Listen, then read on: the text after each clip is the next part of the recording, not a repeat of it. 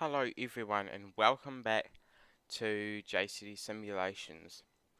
Today I'm going to see how much of a crosswind I can land in the Cessna 152 flying from very short runways. So what I've done is I've set the crosswind to 8 knots gusting 10, and we've got a very short runway here. The runway is only 250 meters long, metric measurements is about 800 feet. So it is on the limits for the Cessna 152, and I'm going to see how well I can do this. It's going to be a lot of fun. We'll have some short takeoffs and landings, and what we're going to do is first do 2 touch and goes and then a full stop landing. So let's get moving.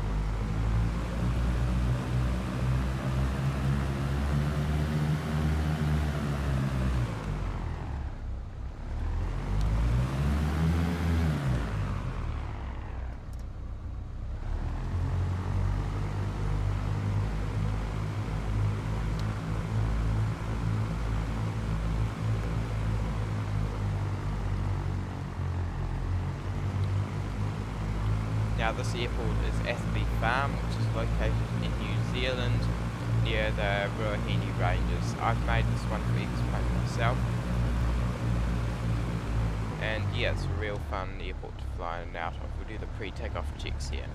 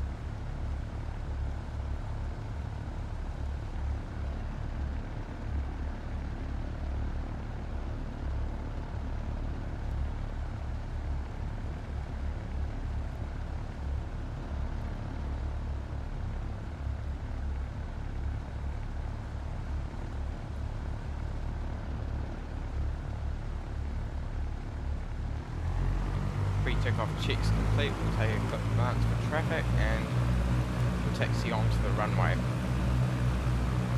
During takeoff we'll try and keep the stress off the nose wheels because there's a really soft runway. As I said before, we're using 20 degrees flat for takeoff, and here we go. As you can see, we're using the fat wheel Cessna 152, so rotating off. With these short strips we want to rotate positively. With bigger strips it's not ideal, but with this you do want to, because you've got variable wind and you don't want to end up kind of hovering near the ground and possibly hitting fences, trees, whatever. So yeah.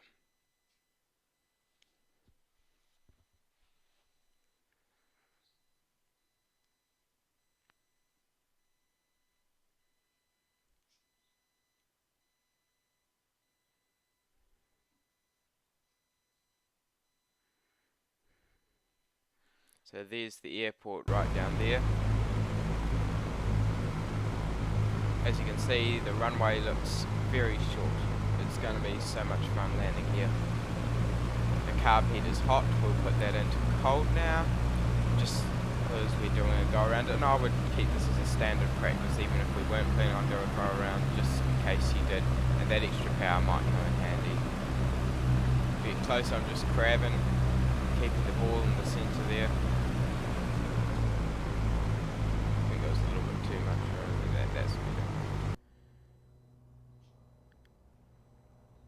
Keeping nice and lined up with the centre line here.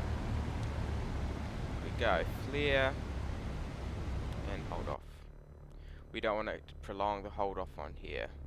Okay, going around. Up we go. It's all good. It's very important that we do not hold the aircraft off for too long on these sorts of airstrips. Otherwise we'll end up floating endlessly down the runway and you may have very little runway left to complete your touch and go.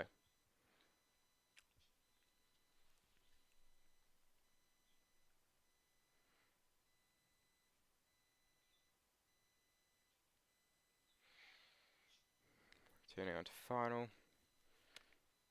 And there we go. Lined up again. Again, correcting for that crosswind. Keeping our nose.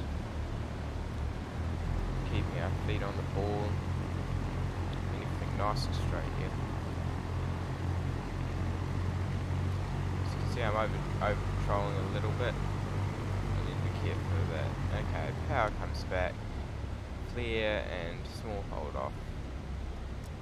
Here we go, full power going around, touch and go.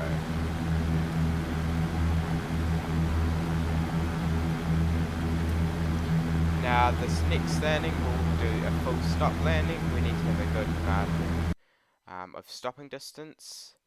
I have made sure I'm going to be stopping within 600 feet. So that leaves us 200 feet to spare of the runway.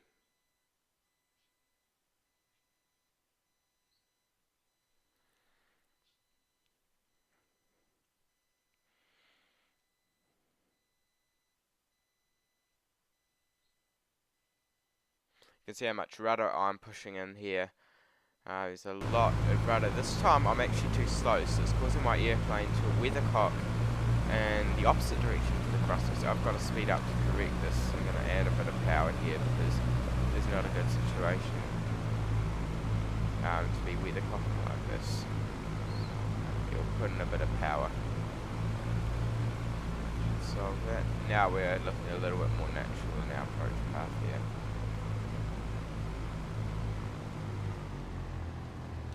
Power coming back to idle, flare, hold off. And that's nice. I really like the Leonardo wheel sounds as they hit the ground. Just going to be gently on those brakes, keeping straight with the rudder. We'll see that weathercocking tendency increase as we get slower. And we'll taxi off the runway. And that's that for today, guys. Thank you for watching. And do comment, like and subscribe if you do like this video. Thank you.